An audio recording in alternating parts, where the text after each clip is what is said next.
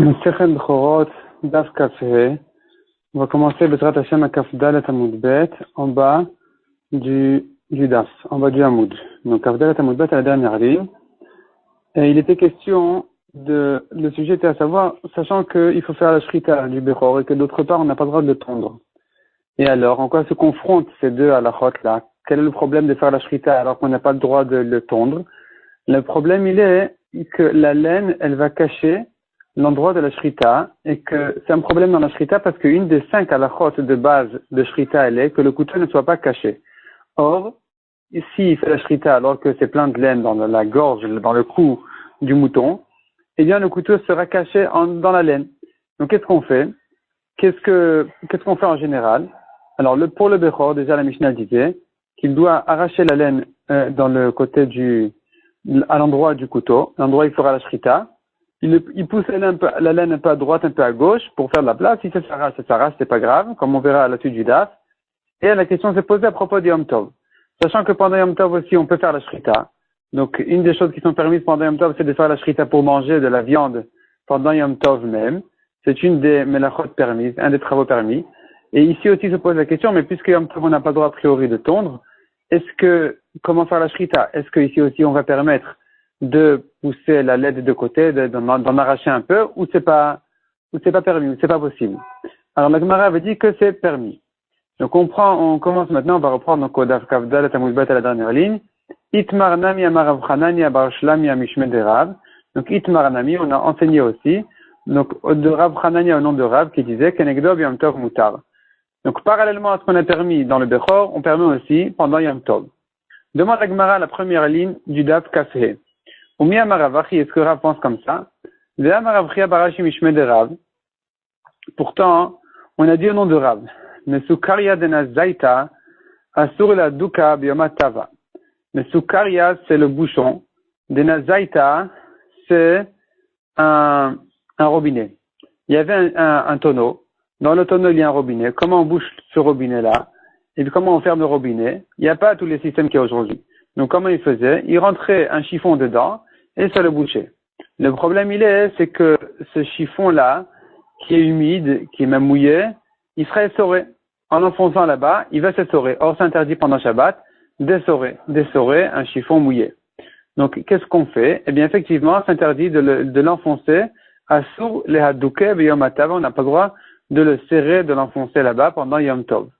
Donc, je pose la question, quelle est la différence entre les deux cas? De la même manière que on interdit d'essorer même sans faire attention, on devrait aussi interdire de pousser la laine et de l'arracher sans faire attention non plus. Répond la Gemara Behaï, dans le cas du bouchon du tonneau, Afilu Rabbi Shimon Modé, même Rabbi Shimon qui permet d'avoir Shalom Iskaven, qui permet de faire un travail pendant Shabbat quand on n'a pas l'intention de le faire, là-bas, il est d'accord que c'est interdit de rentrer ce chiffon-là dans le tonneau. Pourquoi?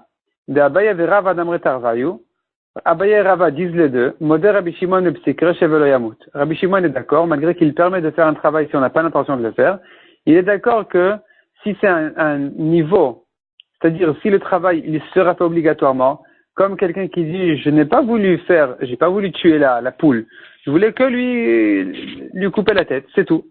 J'avais pas l'intention qu'elle meure, j'ai pas fait exprès, j'ai pas fait attention, je suis vraiment désolé. Mais là, ça s'appelle psychréché, tu lui coupes la tête, velo yamout, et il va pas mourir, qu'est-ce que tu croyais vraiment? Donc ici Rabbi Shimon il est d'accord que c'est un travail interdit. Donc ici aussi de rentrer le chiffon dans le tonneau, ça s'appelle psychréché, ça veut dire que tu lui as coupé la tête, évidemment il va mourir. Tu l'as enfoncé là-bas, évidemment qu'il va s'essorer. Tandis que de pousser la laine des deux côtés, pas forcément le travail sera fait. Il est possible que la laine ne va pas s'arracher. Donc, puisque c'est pas psychréché, c'est pas évident que le travail sera fait, c'est donc permis. Demande à Gemara ve'amaravchi abarashi amarav. Alachake Rabbi Yehuda. Rav lui-même, au nom duquel on a permis pendant Yom Tov de pousser la laine, lui-même a tranché l'alakha comme Rabbi Yehuda qui interdit de faire un travail même sans faire attention. Ve'Rav Chanan barami amar Shmuel alachake Rabbi Shimon. Tandis qu'au nom de Shmuel on dit que l'alakha est comme Rabbi Shimon qui permet d'avoir Shalom Mitkaven, une melacha quand on n'a pas fait attention de la faire, quand on n'a pas fait exprès, quand il n'avait pas l'intention qu'elle se fasse. Rav Chia bar Avin matne belog gavre. Rav Chia bar Avin ne dit pas que c'est Rav Chia bar Ashi qui a dit au nom de Rav, et que c'est Rav Hanan Bar Ami qui a dit au nom de Shmuel. Lui, il dit tout court, Belo Gavre, sans les hommes qui précèdent, sans les élèves de Rav et Shmuel. Lui, il dit tout court, Rav Amar Alacha ki Rabbi Yehuda ou Shmuel Amar Alacha ki Rabbi Shimon. Donc Rav pense comme Rabbi Yehuda que c'est interdit, et Shmuel pense comme Rabbi Shimon que c'est permis. Donc on aurait une contradiction dans Rav. Comment est-ce que on a dit au nom de Rav de permettre pendant Yom Tov de pousser la laine, alors que Rav a interdit, comme Rabbi Yehuda, de faire un travail même sans faire attention? El Alolam Savar Rav. Donc, on revient en arrière, on dit que non. Effectivement, Rav pense que d'abord chez Mitkaven Assour. Ça, c'est clair que Rav pense que c'est interdit de faire un travail même s'il n'avait pas l'intention de le faire. Et donc, pour quelle raison est-ce que Rav a-t-il permis de pousser la laine de la gorge pour lui faire la shrita pendant Yom Tov? On aura une autre explication. Non pas celle qu'on a dit jusqu'à présent, de dire qu'il n'avait pas l'intention. C'est pas ça le éther, c'est pas ça qui permet. Simplement, Vetolesh Lav Hainu Gozez. D'arracher les poils, la laine avec la main, ça s'appelle pas tondre, c'est pas un travail, c'est pas une melacha normale. Et donc, on a le droit de le faire. On a le droit de le faire déjà dans le Bechor, malgré qu'on n'a pas le droit de tondre le Bechor, ici ça s'appelle pas le tondre. Ou Yom Tov, et pendant Yom Tov, pour quelle raison c'est permis? Ainutam adeshare, de havele oker davar migidulo, il est en train d'arracher quelque chose de l'endroit où ça pousse, Kila Chariad, Béchinouille, sans faire de la manière normale habituelle. D'arracher de la laine avec les mains, c'est pas la manière normale de faire le travail. Il aurait dû utiliser des ciseaux. Vetolesh, point. Donc Kila Chariad, c'est pour ça qu'on permet. Puisque c'est Kila Chariad, il a fait comme derrière la main. Il n'a pas fait avec sa main normalement, il a fait avec l'arrière de sa main. Donc ça c'est moins grave et on le permet pendant Yom Tov. Demande à Gemara, Vetolesh lavainu gozez, comment est-ce qu'on peut dire que d'être tolesh, d'arracher la laine avec les mains, ça s'appelle pas être gozez? C'est pas ça la melacha, c'est pas ça le travail de tondre.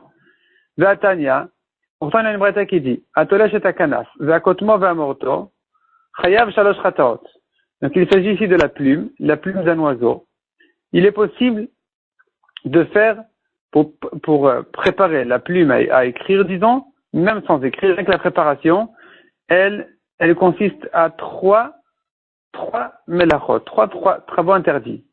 Donc, atolach et akanaf, celui d'abord qui arrache, qui enlève la plume, ve'akotmo, ensuite il a coupé, ve'amorto, et ensuite il a taillé, il a enlevé tous les poils, chayav shalosh chataot, il a fait 3 melachot, donc il est chayav de 3 korbanot chatat. Ve'amaresh lakish, quels sont les 3 melachot, quels sont les 3 travaux? Tolesh chayav mishum gozez, en arrachant la plume, il a été gozez, c'est comme s'il avait tondu. Donc, il est déjà chayav, d'un korban chatat. Kotem chayav mishum mechater, quand il a coupé, il a fait une autre melacha qui est mechater, de couper avec mesure. Memaret, et quand il a taillé, chayav mishum memachek. Chayav mishum memachek, c'est comme quelqu'un qui prend le parchemin et qui le taille, qui enlève tous les petits poils. Donc ça aussi, c'est un travail interdit pendant Shabbat. Donc comment est-ce qu'on a pu dire que d'arracher la laine avec ses mains, ça s'appelle pas une melacha? Pourtant ici on voit que ça s'appelle oui une melacha. Répond la Gemara, il y a une différence entre les plumes et la laine. Shani kanaf d'aynu urche. Les plumes, aynu urche, c'est ça son habitude. Son habitude c'est de les enlever avec la main. Tandis que la laine, on prend des ciseaux. S'il a fait avec la main, ça s'appelle kilachariad, il a fait béchinouille, il a pas fait de la manière normale, et donc dans notre cas spécial, de faire la shrita comme ça pour faire la shrita pendant Yom Tov, ça sera permis. La Gemara continue à raisonner, à analyser la chose, et elle dit comme ça. Umi de Rav savar que Rabbi Yossi ben Amshulam. Du fait que Rav pense comme Rabbi Yossi ben Amshulam, c'est-à-dire, Rav a permis pendant Yom Tov de pousser la laine de côté du couteau pour pouvoir faire la shrita, et il pense comme Rabbi Yossi ben Amshulam qui a permis de le faire à propos du Bechor. Donc malgré qu'on n'a pas le droit non plus de tondre la laine du Bechor, mais pour lui faire la shrita, c'est permis de pousser la laine avec sa main, malgré qu'il y a un peu de laine qui risque de s'arracher.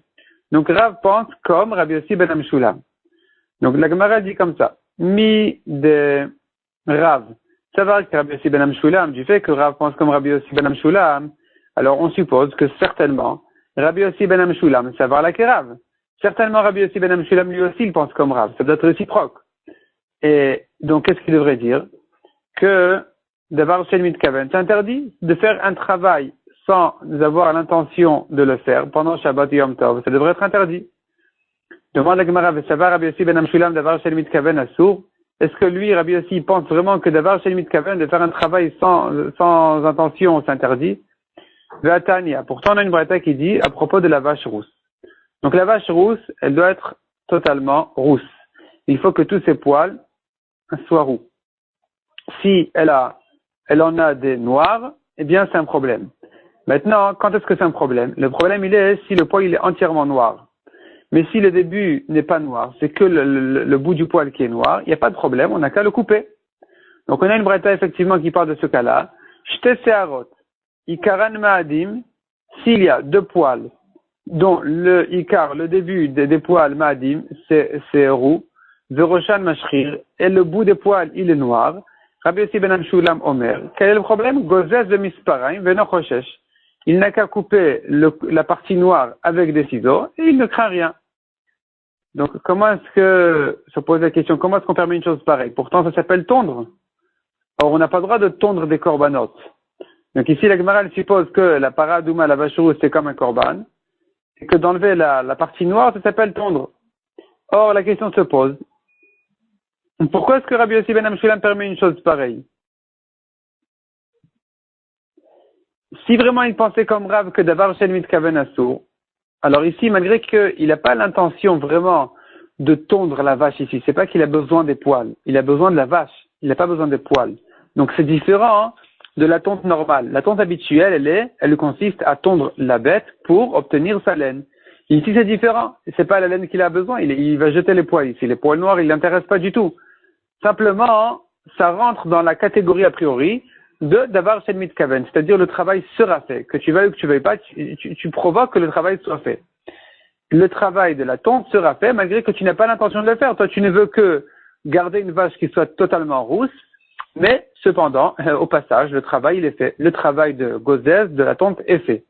Or, Rabbi Yossi ben Amshulam dit Eno choshesh, il ne craint rien, c'est-à-dire qu'il pense que d'avoir shel mitkaven mutar, puisque je n'ai pas l'intention de la tondre, ça serait permis. Répond la Gemara, non, c'est pas ça la raison de permettre, c'est pas ça la raison de Rabbi Yossi ben Amshulam. Shani para de lav bat gizai. La para, la vache rousse, c'est différent de Yom Tov, c'est différent des melachot interdites, parce qu'elle n'a pas de problème d'être tondue. On a le droit de tondre la vache. Il n'y a pas d'interdiction de tondre la vache. Demande la Gemara Ve'atanya, comment est-ce qu'on permet une chose pareille? Pourtant, la Braïta, elle dit sur le pasuk. Le pasuk, qui dit, Lot avod b'chor shorecha, ne travaille pas avec l'aîné de tes taureaux, ve'lot agos b'chor tsonecha, et ne tombe pas l'aîné de tes moutons. Ve'en li el ashor be'avoda ve'tan begiza, je n'ai d'interdire que le taureau au travail et le mouton à la tonte. Minayin itenet amour shel ze beze ve'tamur shel ze beze. Je sais interdire aussi, dans le cas contraire, de travailler un travail avec le mouton ou de tondre le taureau. La Torah, elle a fait un kesh, elle a mis en rapport l'interdiction de travail avec l'interdiction de tonte pour dire que les deux sont interdits dans les deux cas. Et le veau et le mouton, on n'a le droit ni de travailler avec, ni de les tondre. Donc si c'est comme ça, on n'a pas le droit de tondre la vache. Comment est-ce qu'on a dit qu'il n'y a pas de problème de tondre la vache? Sous-entendu, le problème ne concerne que les moutons. C'est pas vrai? Le problème concerne la vache, les veaux, comme les moutons. Donc, comment est-ce qu'on a permis de tondre la vache? Et là répond la Gemara, Shani para, de Kotchev de Kabaiti. La vache rousse, pour quelle raison elle n'est pas concernée par ce issur-là? Pour quelle raison on a le droit de la tondre? Non pas parce que d'avoir shel mitkaven mutar, non pas parce qu'il n'avait pas l'intention de la tondre, puisqu'on a dit que Rabbi Yossi ben Amshulam pense comme Rav qui interdit même un travail qui a été fait sans intention. Donc c'est pas ça la raison de permettre.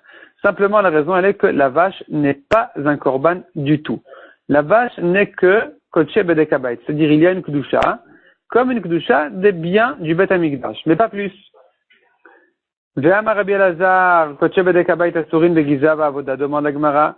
Pourtant Rabbi Elazar a dit qu'il interdit même dans ce qui a été sanctifié pour le Bedekabait, pour les biens du Bet Hamikdash, est aussi interdit begiza va'avoda, d'être tondu ou de travailler avec.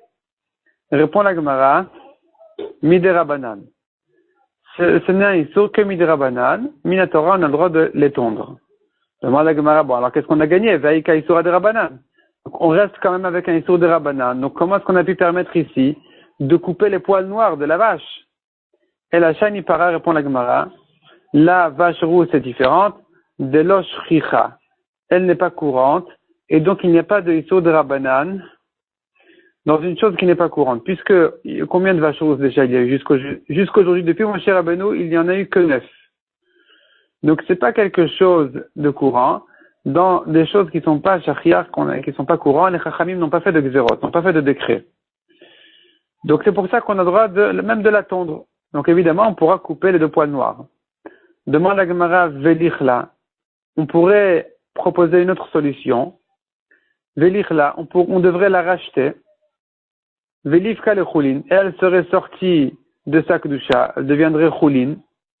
Velikza, et à ce moment-là, on pourrait la tondre. Vehadar likdesha, et ensuite on pourrait la sanctifier à nouveau. Pourquoi est-ce qu'on a besoin de permettre de lui couper ses poils noirs et de transgresser un Isur de Rabbanan en général, en disant que bon, c'est pas courant, c'est pas grave, il n'y a pas de Isur de Rabbanan dans un cas pareil, alors qu'on a une solution qui vraiment évite tous les problèmes, c'est de la racheter tout simplement. Répond la Gemara, c'est pas si simple que ça de la racheter, Damea Yekarin. Elle coûte très cher, et donc on n'a pas forcément on va pas forcément trouver de quoi la racheter. C'est pour ça qu'on n'a pas le choix. Et donc, on permet de lui couper ses poils noirs. Demande à Gemara, Velia Vadlaka de Shmuel. Il y a encore une solution de la racheter, comme Shmuel. Damar Shmuel, Hekdesh Shave Mané Shechi, Lelol Shave Pruta, Mechulal. Shmuel dit, un Hekdesh, même s'il vaut beaucoup, il vaut un mané qui est une somme importante. Et lui, il a racheté sur une Pruta, qui est vraiment la plus petite pièce qui existe. Mechulal, c'est racheté. Donc même si ça n'a pas été racheté à sa valeur, c'est bon quand même. Donc ici aussi, la vache rousse, on devrait la racheter sur une prouta. Et ensuite lui couper ses poils noirs, et ensuite la sanctifier à nouveau. Répond la Gemara, Emour d'Amar Shmuel, c'est vrai que Shmuel a dit, Shechi lelo, s'il a déjà racheté, c'est racheté. Mais l'Echatri l'a mis Amar, est-ce qu'a priori, Shmuel a dit qu'on peut racheter? Ça, Shmuel n'a pas dit. A priori, on ne peut pas racheter sur une prouta si ça vaut plus que ça. Donc on se retrouve à nouveau face au problème d'une vache rousse qui coûte très très cher et qu'on n'a pas de quoi la racheter forcément. Et donc c'est pour ça qu'on n'a pas le choix. Les chachamim les chachamim n'ont pas interdit de lui couper ses poils noirs. Ça c'est une réponse pour égaliser en fait Rabbi Yossi ben Amshulam avec Rav. C'est-à-dire que même si Rabbi Yossi ben Amshulam pense comme Rav qu'il interdit de faire un travail même sans intention, et donc comment est-ce qu'il a pu permettre ici de lui couper ses poils noirs alors qu'on peut pas s'expliquer en disant il n'avait pas l'intention de la tondre, il n'avait que l'intention de la garder totalement rousse. C'est pas une explication valable selon Rav qui interdit. Or nous on veut égaliser Rabbi Yossi ben Amshulam avec Rav. Répond la Gemara, il n'y a pas de problème, on peut dire que Rabbi Yossi pense comme Rav, et que la raison pour laquelle il permet, c'est que tout simplement, cette vache rousse, elle n'a jamais interdit de la tondre. Et c'est pour ça qu'effectivement, il n'y a pas de problème de lui couper ses poils noirs. Iba était ma deuxième réponse. Rav savoir la Rabbi Yossi ben Amshulam. C'est vrai que Rav pense comme Rabbi Yossi ben Amshulam de permettre de pousser la laine pour la shrita de Yom Tov, de même que Rabbi Yossi l'a permis à propos du Bechor, mais cependant, Rabbi Yossi ben Amshulam le savoir avec Rav. Lui, Rabbi Yossi ne pense pas forcément comme Rav. Lui, peut-être qu'il permet plus que Rav. Peut-être que lui, il permet même d'avoir Shenom Mitkaven. Malgré que Rav pense comme Rabbi Yehuda qu'un travail interdit, on n'a pas le droit de le faire même sans intention. Lui, Rabbi Yossi ben Amshulam, peut-être qu'il pourrait le permettre, et c'est pour ça qu'effectivement, il a permis de couper les poils noirs de la vache rousse en faisant une tonte, puisqu'il n'a pas l'intention de la faire. Eh bien, selon Rav, ça devrait être interdit, mais selon lui, Rabbi Yossi ben Amshulam, c'est effectivement permis. On continue au 2 points, Vetolash et Asear. Il peut arracher les poils, il peut arracher la laine, ou Bilval chez le Zizen Mimkomo, mais à condition de ne pas la bouger de sa place. Donc c'est ce qu'on a vu dans la Mishnah à propos du Bechor. Le Bechor, c'est vrai que on a un problème de lui faire la shrita telle quelle, donc il faudrait pousser avec sa main, c'est ce que la Gemara dit tout de suite, Amaravashi Amarash Lakish Loshanu la Bayad. Avec sa main, il pousse la laine des deux côtés pour faire la place au couteau. Aval Bakli Assour. Mais avec un couteau, des ciseaux, il n'a pas le droit de couper la laine. Demande à Gemara Vaktano Semakom Bakofit. Mikanu Mikan, pour la Mishnah dit, il fait Makom, il fait de la place pour le couteau de Shrita.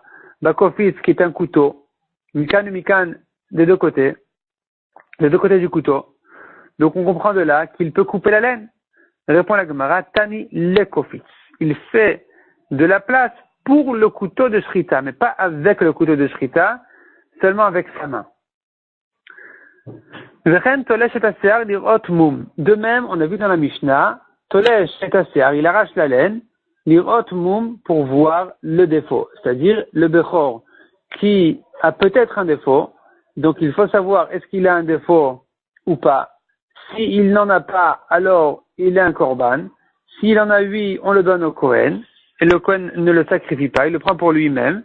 Or, il y a de la laine qui cache le défaut, on a du mal à savoir est-ce qu'il y a un défaut, oui ou non. On ne peut pas savoir. Donc ici aussi, on a permis, Vetolash et Asear, d'arracher la laine pour pouvoir vérifier est-ce qu'il a un défaut, oui ou non. Demande la Gemara, est-ce que c'est permis a priori de venir arracher la laine malgré que a priori on n'a pas le droit de tondre le Bechor, Odiavad, ou bien non, on n'a pas dit qu'il est permis d'arracher la laine, mais s'il a déjà arraché la laine, eh bien on lui dit de ne pas la bouger de sa place, qu'il la laisse mêler dans le reste de la laine. Amarabirmina Tashma, Temer Amesubach Paozen, la laine qui est mêlée dans l'oreille, Rabbi Yossi ben Amshulam Omer, Tolsho, il peut l'arracher au Maret Mumo, et pour montrer son défaut au Chacham. Shmamina lechatchila shmamina, on voit de là clairement qu'il est permis a priori d'arracher la laine afin de vérifier son défaut.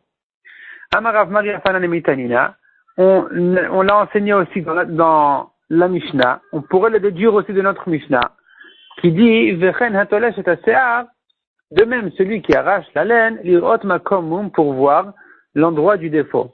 Maï vechen, qu'est-ce que ça veut dire que de même celui qui arrache la laine? Sur quoi se rapporte le mot de même? Et leima shel yazizot mekomo, si ça se rapporte sur la deuxième halakha qui disait qu'une fois qu'il a bougé la laine, qu'il a poussé la laine de côté, il n'a pas le droit de la sortir de sa place, il doit la laisser emmêler dans le reste de la laine. Si c'est sur ça que se rapporte le mot vechen, de même à propos du moum, du défaut, là-bas aussi c'est pareil, il doit laisser la laine emmêlée dans le reste de la laine. Elle demande à Gemara, Ashta, Saint Calvachomer, Uma shochet de shritato muchachat alav, si déjà à propos de la shrita, où la shrita, elle est la preuve que tout ce qu'il a bougé la laine ici, ce n'était que pour la shrita. Et malgré tout, on a dit, le yazizenu, il n'a pas le droit de bouger la laine. Malgré que la shrita, elle témoigne que tout ce qu'il a bougé la laine ici, ce n'est que, tout ce que la laine était arrachée, ce n'est que pour la shrita. Malgré tout, il doit la laisser sur place. Il ne peut pas l'enlever, il ne peut pas la retirer. Alors, l'irot makom mibaya, est-ce que c'est la peine de dire que quand il ne le fait que pour vérifier le défaut ou là, c'est moins, ça crie moins. C'est pas que tout le monde comprend qu'il n'a arraché la laine que pour voir le défaut. Celui qui verra ensuite le mouton, il se dira, tiens, il a arraché la laine ici, on se demande pourquoi. Donc, ici, évidemment qu'on devrait dire qu'il doit laisser la laine emmêlée pour ne pas que ce soit peut-être trop visible. Évidemment, elle va remarquer qu'ici, il doit laisser la laine. Donc, quel est le chidouche de la Mishnah?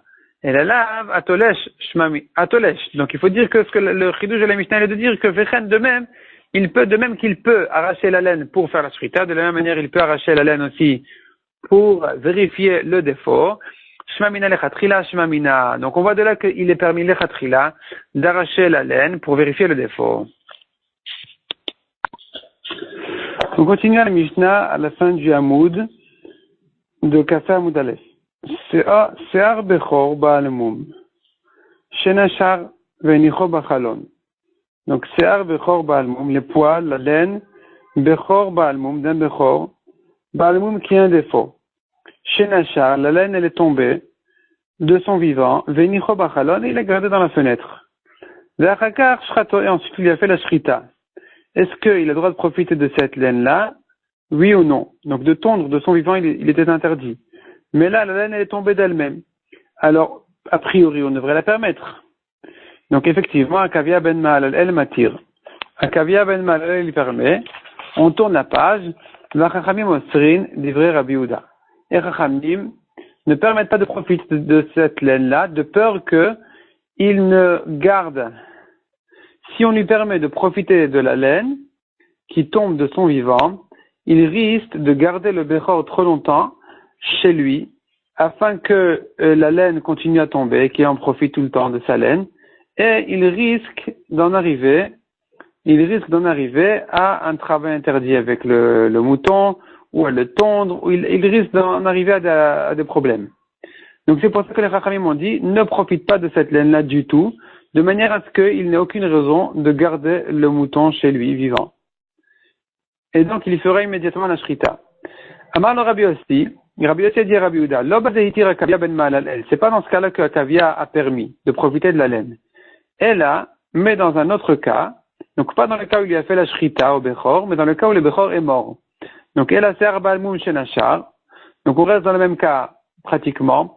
Il s'agit donc de la laine d'un Bechor qui a un défaut, qui est tombé. La laine est tombée. Venicho bachalon, et il a gardé dans la fenêtre. La rakach met, et après le Bechor il est mort. On ne lui a pas fait la shrita, il est mort de lui-même. Bézé, c'est dans ce cas-là que Akavia ben Ma'al el-Matir va chachamim osrin. C'est dans ce cas-là qu'on a la machloket. Deuxièmement, dit la Mishnah, Tsemer amedul dal va Bechor, la laine qui pend du Bechor, elle n'est pas attachée, elle s'est déjà détachée, mais elle est mêlée dans le reste de la laine. Et sheniraim magiza mutar, ve'et sheniraim magiza asur. C'est-à-dire, après la shrita, il a le droit de tondre le mouton après la shrita. Ce qui paraît faire partie de la tonte, qui ne dépasse pas, c'est permis. Mais ce qui dépasse, et donc on voit, il est visible, on reconnaît que ça s'est détaché de son vivant, c'est interdit, comme les Chachamim qui ont interdit la laine qui s'est détachée de son vivant. Et la Gemara d'abord revient sur la machloket entre Rabbi Yehuda et Rabbi Yossi. Qui discutait, à savoir, est-ce que la machloket de Akavia ben Ma'alel et Chachamim, elle est dans le cas où on a fait la shrita du Bechor ou dans le cas où il est mort? Et la Gemara s'étonne. Selon Rabbi Yossi, qui a dit à Rabbi Yehuda, il ne s'agit pas d'un cas où il a fait la shrita. C'est pas dans ce cas-là que Akavia a permis la laine. Dans quel cas il a permis la laine? Dans le cas où le Bechor est mort de lui-même. Demande la Gemara, c'est pas logique ce que Rabbi Yossi dit ici. Ça doit être au contraire. Miklal de Asar. Est-ce que Rabbi Yossi pense que Akavia interdit dans le cas où on a fait la shrita du Bechor, il ne permet que dans le cas où il est mort? C'est pas possible. Hashta bemet share. Si déjà dans le cas où il est mort, où il faut l'enterrer, alors on permet sa laine. Shrato mibaya, alors dans le cas où il n'est pas mort, dans le cas où il a fait la shrita, mibaya c'est un kalvachomer qu'on devrait permettre sa laine.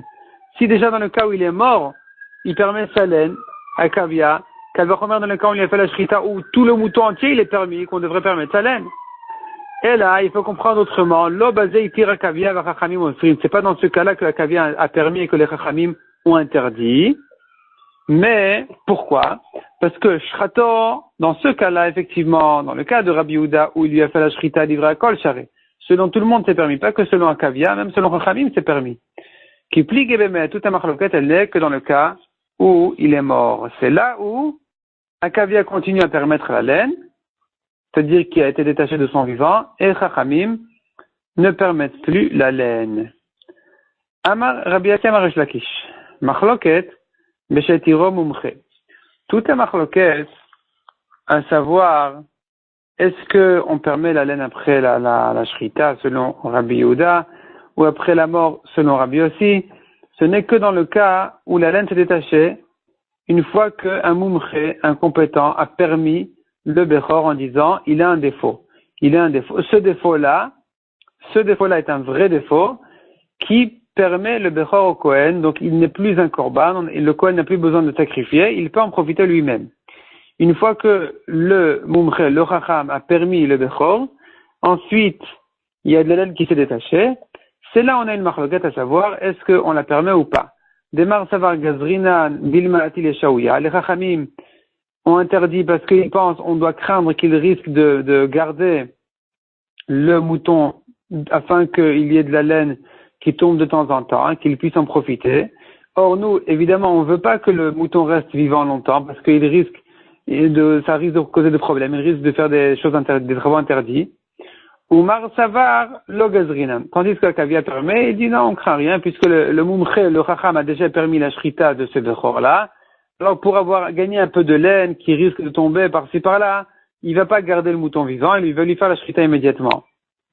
Aval Loitiro Mumche, mais dans un cas où le Chacham n'a pas encore permis le défaut du Bechor, livré à quoi la source, selon tout le monde, il est interdit. Parce que là, selon tout le monde, même si le propriétaire a vu un défaut, il n'est pas encore sûr que c'est un défaut suffisant. Et donc, tant qu'on n'a pas décidé que ce Bechor-là, il a un défaut et qu'il est permis, le Kohen a un double intérêt de le garder le maximum de temps possible avant de le sacrifier, en espérant qu'il ait un défaut pour pouvoir en profiter lui-même au lieu de le faire korban. Donc dans ce cas-là, évidemment qu'on doit interdire la laine. C'est ce que dit Resh Lakish dans notre Mishnah. Donc il faut limiter le cas de notre Mishnah.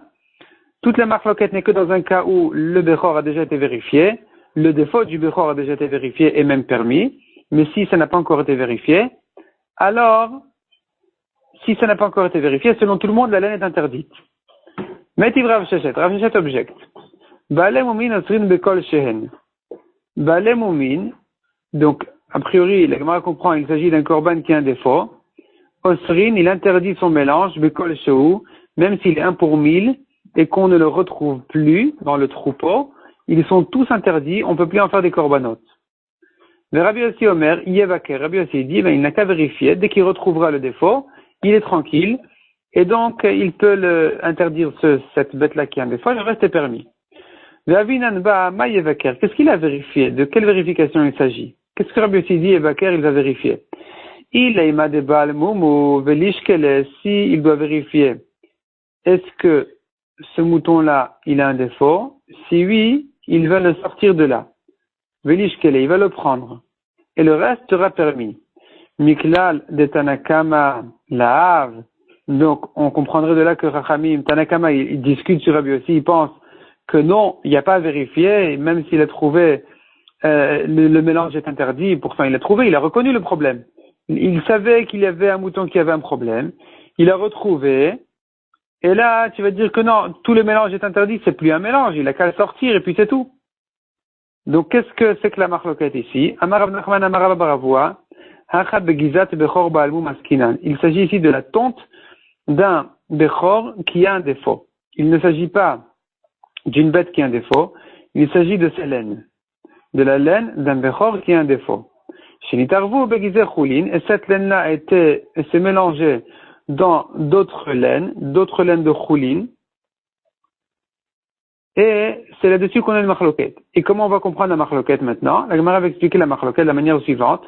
Uman Tanakama Rabbi Udaï, de Amar, Tanakama qui interdit le mélange, c'est comme Rabbi Uda qui dit Nishratu Asre Rabanan, même si on a fait la shrita du Bechor, la laine qui est tombée du Bechor de son vivant est interdite même après sa shrita. Donc c'est comme Rabbanan de notre Mishnah, selon Rabbi Uda qui dit que les Chachamim ont interdit la laine même si on a fait la shrita du Bechor.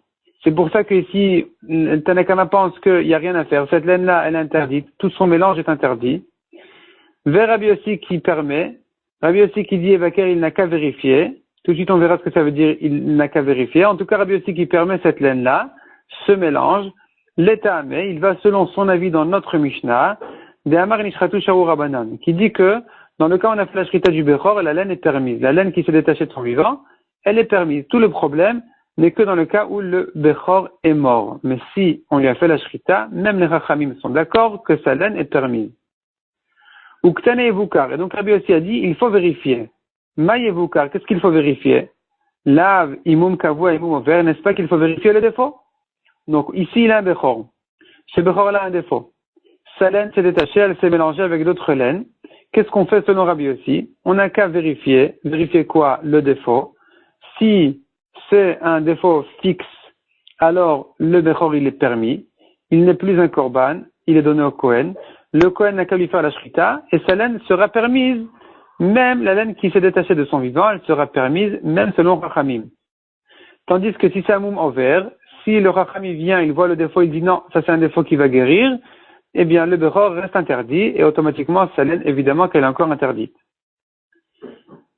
Donc on voit de là, contre ce qu'on a vu en haut, que dans le cas où le défaut n'a pas encore été vérifié, dans le cas où on n'a pas encore décidé que c'est un vrai défaut, selon tout le monde, la laine est interdite. Or ici on voit que non, selon Rabbi aussi, la laine qui s'est détachée, elle, même si on n'a pas encore amené le Chacham pour vérifier est-ce que c'est un vrai défaut ou pas, elle sera permise une fois que le Chacham va confirmer que c'est un vrai défaut. Répond la Gemara. Donc la Gemara termine la question en disant Afalgav, malgré que le Mumche n'a pas encore permis, le Chacham n'a pas encore permis ce défaut-là, malgré tout, la laine est permise selon Rabbi aussi. Donc contre ce qu'on a vu en haut, Amarava, c'est pas ça ce qu'on veut dire par Yevukar. Yevukar, il faut vérifier quoi? Il faut se renseigner. Est-ce qu'il y a un Chacham qui a déjà permis ce défaut-là? Si oui, la laine sera permise après la Shrita. Sinon, elle sera interdite. Donc au contraire, on peut comprendre cette braïta-là aussi, comme Resh Lakish qui avait dit que tant que le Mumche, le Chacham n'a pas permis le défaut, la laine est interdite. Qui salik Ravin, lorsque Ravin est monté de Babel en Eretz Israël, Amara l'Eshmat Akame de Rabbi Yirmiyah, il a répété toute cette explication-là devant Rabbi Yirmiyah. Rabbi Yirmiyah n'était pas content du tout de cette explication-là. Donc toute la manière d'expliquer qu'il ne s'agit pas d'un balmoum, du mouton balmoum qui s'est mélangé avec d'autres moutons, et que maintenant tout le mélange, tout le troupeau est interdit, mais il s'agit de la laine. Et cette explication-là, donc, elle a été dite devant Rabbi Yirmiyah, et Rabbi Yirmiyah a dit, Bavla et Tipshae, les gens de Babel, ils sont bêtes. Mishum diat ve'ara de chashocha, puisqu'ils sont assis dans une terre sombre, parce qu'elle était entre les montagnes, Amre shmata de mechashchan, alors ils disent des halachot sombres, lo shmi aleu. Est-ce qu'ils n'ont pas entendu ce que Rabbi Baraba a expliqué au nom de Rabbi Yochanan, qu'il s'agit vraiment, non pas de la laine qui s'est mélangée, mais il s'agit de l'animal, d'un animal qui a un défaut, qui s'est mélangé avec d'autres animaux. Et comment comprendre la marloquette? Ici, on devrait dire, selon tout le monde, dès que tu l'as retrouvé, tu le mets de côté, c'est fini, le reste est permis.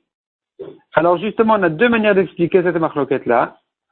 Première façon d'expliquer, marloquette beshebadak velo matza. Il a vérifié tout le troupeau et il n'a trouvé aucun défaut. Et c'est là où on a une marloquette, à savoir, est-ce que le troupeau entier est interdit, ou bien au contraire, il est permis. Vekami flegé, cette marloquette-là, elle dépend d'une autre marloquette, mais plus peut-être de Rabbi Meir Rabbanan, d'une marloquette de Rabbi Meir Rabbanan à propos d'autre chose. Detnan Shaya Rabbi Meir Omer, Kol Davar Shebechezkat Tum'a, toute chose qui était Bechezkat Tum'a, donc qui était connue comme Tamé, le Lam Betumato, ça reste toujours dans sa Touma, Achitvada Tum'a, jusqu'à qu'on reconnaisse la Touma, jusqu'à qu'on la retrouve. Par exemple, un champ ou un terrain dans lequel on sait qu'il y avait une tombe, on ne l'a pas retrouvé, et bien si on ne l'a pas retrouvé, on considère que tout ce champ-là, il reste tamé tant qu'on ne l'a pas trouvé. Selon Chachamim, il peut creuser dans le champ, et si il arrive à un rocher, ou bien à une terre dure qui s'appelle Betula, Betula ça veut dire que c'est dur, on l'a jamais travaillé. Là, puisqu'il est arrivé jusque là-bas, il est certain qu'en dessous de cet endroit-là, la tombe, le mort n'a pas été enterré là-bas. Et donc, il peut être tranquille, il y a plus de touma là-bas. Donc, de la même manière chez nous aussi, il cherche le défaut dans tout le troupeau. Si il ne l'a pas trouvé, alors justement, on se trouvera face à la marloquette. Selon Rabbi Meir qui dit à propos de la Touma, le champ reste tamé tant que tu n'as pas trouvé la Touma, ici aussi, le troupeau reste interdit tant que tu n'as pas trouvé le défaut. Selon Chachamim, eh bien, dès qu'on a fait la vérification qu'il fallait qu'on n'a pas trouvé de Touma, on peut être tranquille. Ici aussi, il a vérifié tout le troupeau, il n'a pas trouvé de défaut, il peut être tranquille. Donc ça explique la marloquette qu'on a vue. Est-ce que le défaut interdit tout son mélange? Ou bien, comme Rabbi Yossi qui dit non, il suffit de vérifier, tu as vérifié, tu es tranquille. Deuxième façon d'expliquer la marloquette, Rabbi Yossi Amar, Rabbi Yochanan, Rabbi Yossi, qui était un autre élève de Rabbi Yochanan, a dit au nom de son maître Rabbi Yochanan, Machloket Keshebadak.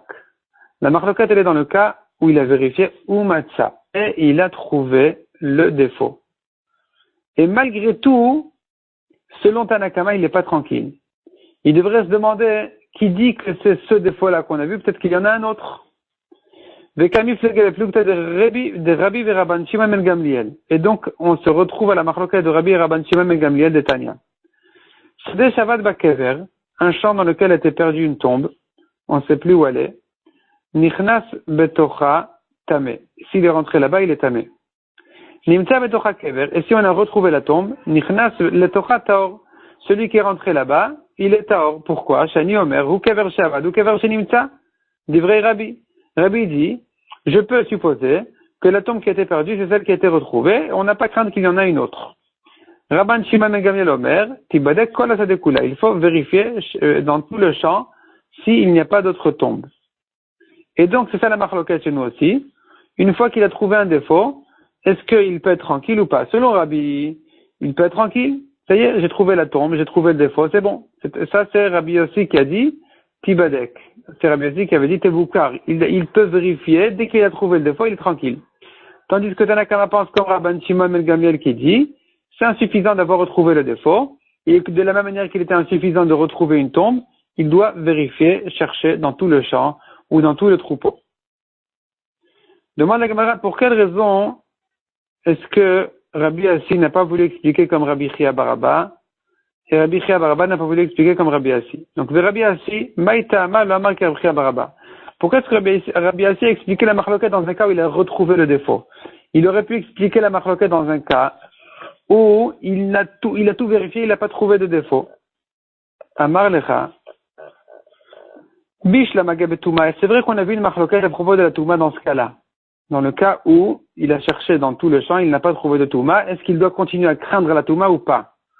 Alors, dans la touma, il y a un mandamar qui pense que c'est fini. Il avait cherché dans tout le champ, il n'a pas trouvé de touma, il est tranquille, tout est taor. Pourquoi? Emar ba'orev untala. Je dis que certainement, le corbeau est venu, il a pris la touma, ba'achbar untala. Ou bien, la souris est venue et l'a prise. Il s'agit d'une touma, un morceau de touma. Un morceau de chair, de nevela ou de mort même. Et donc, ici, on peut se dire, si j'ai vérifié, j'ai cherché, j'ai pas trouvé, alors je peux être tranquille. Ça a été déjà, c'est parti, il y a les souris qui l'ont mangé, il y a le corbeau qui l'a mangé. Tandis que, le mouton qui avait un défaut, le défaut, où il est parti? Il n'est pas parti. Il y avait un défaut, le défaut est là. Si tu l'as pas trouvé, c'est que tu as mal cherché. Donc, on ne va pas expliquer la marloquette dans les défauts de cette manière-là. Veidar, Eimar, tandis que Rabbi Chia Baraba qui a eu expliqué que c'est ça qu'il s'agit ici, il dit le défaut aussi, il peut disparaître. Pourquoi? Tout simplement, Eimar mum overava, veitse, peut-être qu'il c'était un défaut qui pouvait guérir. Effectivement, il a guéri, et donc maintenant tu as vérifié dans tout le troupeau, tu n'as pas trouvé de défaut, tu n'as rien à craindre. Selon celui qui ne craint pas à propos de la Touma, une fois que le champ a été vérifié, ici aussi, on n'a pas à craindre une fois que le troupeau entier a été vérifié et qu'on n'a pas trouvé de défaut, on peut être tranquille. Celui qui craint là-bas, qui dit tu as mal vérifié, ici aussi il dira tu as mal vérifié. Rabbi Assi. Pour quelle raison Rabbi Chia n'a pas voulu expliquer comme Rabbi Assi, c'est-à-dire Rabbi Chia qui dit que la marloquette est dans un cas où on a cherché et on n'a pas trouvé, c'est dans ce cas-là la marloquette. Pourquoi il n'a pas voulu dire comme Rabbi Assi qu'il a cherché et qu'il a tout de suite trouvé le défaut? Et que là, on aura une marloquette, est-ce que je dois craindre qu'il y en a encore un autre dans le troupeau ou pas? Amar Lecha, répond Rabbi Chia, je ne peux pas expliquer de cette manière-là la marloquette ici. Parce que c'est différent notre cas du champ. Bish la Masade, dans le champ, si j'ai trouvé une tombe, Darka le Mikvarba, on a l'habitude d'enterrer là-bas. Keri de Kavarbahaï, de la même manière que on sait qu'il y a déjà une tombe, un mort qui a déjà été enterré ici. Kavarini Shachrina, peut-être qu'il y en a un autre aussi qui a été enterré ici, donc vraiment il y a une raison de craindre qu'il y a encore une autre Touma. Et la Kodashim, tandis que dans les Korbanot, Kevan de Bad Kulan Vekaime, une fois qu'on les a vérifiés et qu'ils sont devant nous, Darkayu et la Mipalbo Mouma, est-ce qu'ils ont l'habitude d'avoir d'autres défauts? Combien de chances déjà il y a qu'il ait un défaut? Donc si je sais qu'il y avait un défaut dans ce troupeau, que j'ai cherché, je l'ai trouvé, je ne dois pas craindre qu'il y en a un deuxième. Puisque tout a déjà été vérifié une fois, je n'ai pas à craindre qu'il y en a encore un deuxième. Donc c'est pour ça qu'on ne peut pas expliquer dans ce cas-là la marloquette. Dans ce cas-là, selon tout le monde, dès que j'ai trouvé le défaut, je suis tranquille. Veidar, celui qui dit que non, peut-être que quand même il y en a un autre, alors que tout a déjà été vérifié, comment il va expliquer pourquoi on doit craindre qu'il y en a un autre? Agav de menagre ahadade, puisqu'ils s'encornent, les béliers s'encornent, shriach bomuma, alors ça fait que il y risque d'avoir, les défauts sont courants, et donc on doit vraiment craindre qu'il y en a un deuxième. Donc c'est pas parce que tu as trouvé un défaut que tu n'as pas à craindre un deuxième. Celui qui craint dans le champ que malgré que tu as trouvé une tombe, tu dois continuer à chercher, peut-être qu'il y en a une deuxième, peut-être que c'est pas celle-là qui a été perdue, ici aussi il va craindre malgré que tu as déjà trouvé un défaut, peut-être que c'est pas celui-là, c'est peut-être pas ce défaut-là qui a été perdu. On va s'arrêter là pour aujourd'hui.